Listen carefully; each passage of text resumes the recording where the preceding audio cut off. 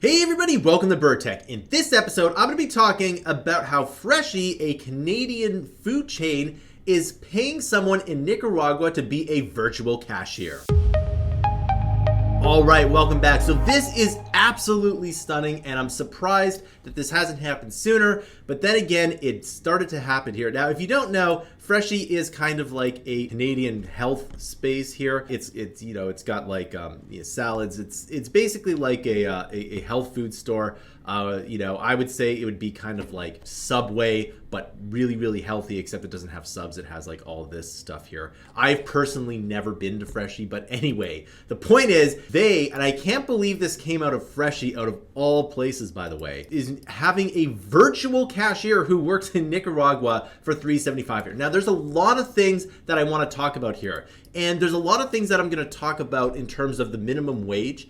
And I just want to put forth some ideas. I don't necessarily think that this is the way that things should go. This is more of a thought experiment. So just remember that when I'm talking about this stuff, it's not necessarily that this is what should happen, but it's something as a result of what can happen here. This is interesting here. So basically, you can order your food with a virtual cashier here. Now, why we need someone to actually be here is one thing. But anyway, it seems like I am unlocked here. There we go. Okay, so as you can see, basically someone is in Nicaragua and they're getting paid $3.75 an hour. Now, I believe this is in Ontario, and if I'm not mistaken, the minimum wage is $15 Canadian an hour, or it's very close to that. And that would be roughly about $12 an hour Americans. Because of that, like if you just pull up some simple math here, and let's just do, and I'm pretty sure that they're doing, let's just say it's a Canadian here. So if you were to divide 15 by 3.75, right? Basically, for the cost of one Canadian employee, you could get 4 hours of an employee from Nicaragua. Now, the question is would it be better or worse, or does it even matter here, right? So because the pandemic has made infrastructure for video communication much more prevalent, this is now possible. And I would not be surprised if this starts into a whole other, into the United States, and a bunch of chains do that here. So, and again, I really don't want to make anyone angry here, but now when it comes to wages can be, you can get anyone in the world to do it for basically almost every job. Now, service jobs in like these developed countries like Canada, United States, Australia, etc., you have usually been safe, but now it looks like they are not here. Now, of course, if you've ever tried to look into a restaurant business, the staff cost is quite big. So they're really doing this to increase their bottom line here. But it's not just let's say the $15 an hour that they're paying the employee. There's a whole bunch of other things that they have to pay the employees. There's like benefits and whatnot here. Now, I would not be surprised if that they're just paying them $3.75 an hour, and because they're paying them $3.75, they're not paying them any health benefits at all. So really, like if you were to just pull up the calculator again, and let's say everything was about $17 an hour plus all the costs here, divided by 3.75 here, now it's like 4.5 hours here, right? So, if you have your typical 8-hour shift, that person can do so much more work for so much less money. Now, this is absolutely going to come to the United States soon, and there's a couple things there's a lot of things that are really that are going to happen and are probably not very good for the working class, the people who would normally take these jobs here. Now, to be fair, I've actually worked a fair bit of service jobs here, and I worked at Subway and Starbucks here when I was much, much younger. And Starbucks was probably one of the best jobs I'd ever had. I don't think Starbucks is going to do this. All the premium retailers are definitely not going to do this. But you're definitely going to see more of that because, Nicaragua, pretty much anywhere in Latin America and South America, there's a lot of people there, and they could, in theory, displace a lot of people. Now, again, this is one thing I don't want to make anyone angry here, but when people say that there's when there's a low minimum or no minimum wage, this is the reason why they, would you rather get paid $3.75 to work or not have the job at all, right? And so people who don't like the minimum wage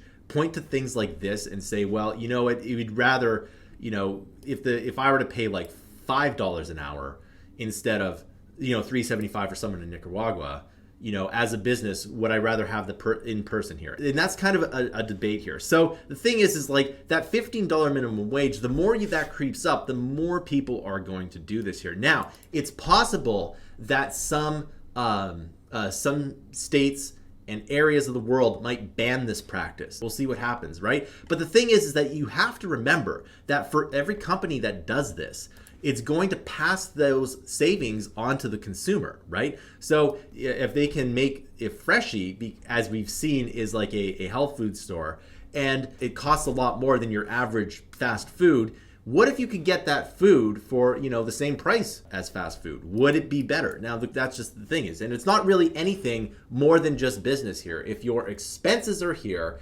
and your costs are here, well, if you lower your expenses, you can also lower your costs, if you lower your expenses, you can lower your price to actually be competitive here. And that's just what will happen. Now, the other thing that you have to know is that like some people, like when it comes to jobs, a lot of people end up going into the best job that they can. And what will be the best job for them. Not always, right? But most people, like if they go to school, they get like a decent job, and like that's pretty much maxed out here. And that's no different from like there's some people that can't do more than a service job. And there's nothing wrong with that, right? Like, I mean, again, I've worked service jobs too. I know how hard it is. And, it just wasn't for me. I like, building a business and whatnot. But for some people, that's what their life is. And, and now they can't do that anymore. And there's nothing else they can do. So this is really interesting, and it puts a incredibly large cross current into the jobs market, right? So when it comes to this kind of work here, like there's a lot of other jobs that you can do that have been, that you can outsource anywhere, right?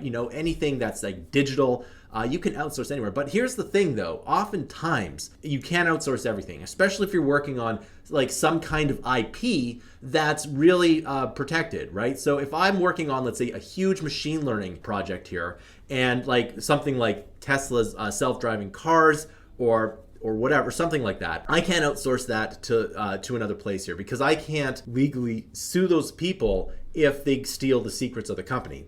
So if I'm making a machine learning project here, they should all be within the company. They all sign contracts. And if they do leak the secrets, then they can get litigated out, right? And so that's just, one reason why you would hire is, you're working on the top end project. But not every job is like that here. And so this is very interesting that there might be a global minimum wage. And the thing is that the free market is going to set that global minimum wage, right? If they say $3.75 is too little, right, then the people in Nicaragua are going to say no to that. But here's the thing. When it comes to places like Venezuela or where hyperinflation has occurred, and that is a very real possibility for a lot of other countries. There's a lot of other countries that could face the same fate as Venezuela here, where the currency just becomes worthless here. And $3.75 an hour becomes like, very, very good. And the thing...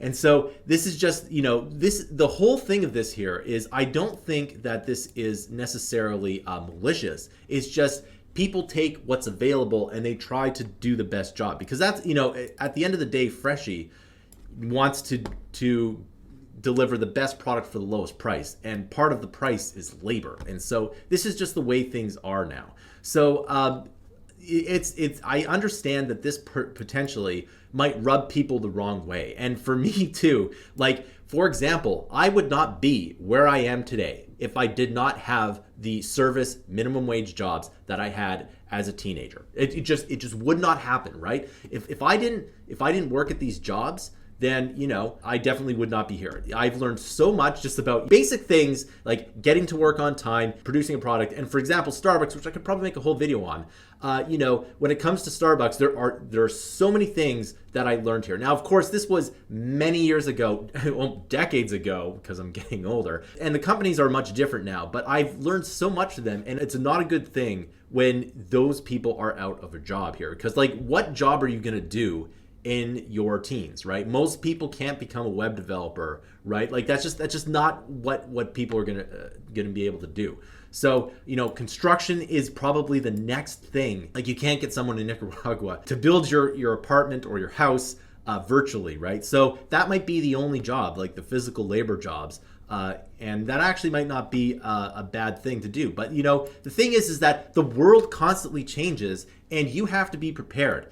And it's really difficult to prepare yourself for the world here. And governments have no idea what to do. And, businesses are also trying to change everything as well. So it's really difficult to figure out. The only thing that you can do to better prepare yourself is to always be learning, right? The people that are always learning and always learning new skills will always have the edge over other people. All right, so that concludes this video. I want to know your thoughts down below. Now, this is something that could be, really contentious for people, so please keep the comments civil, but please do comment. I do read all the comments. This channel does not get enough likes, subscribes, or comments, so please comment down below. If you really like this channel and you want to prepare yourself for the next decade, you want to buy the complete Python for Finance, Trading, Web3, Metaverse, and of course, machine learning here. It's a huge bundle of courses that will teach you and anyone really how to become a master at Python and machine learning with tons of practical projects here.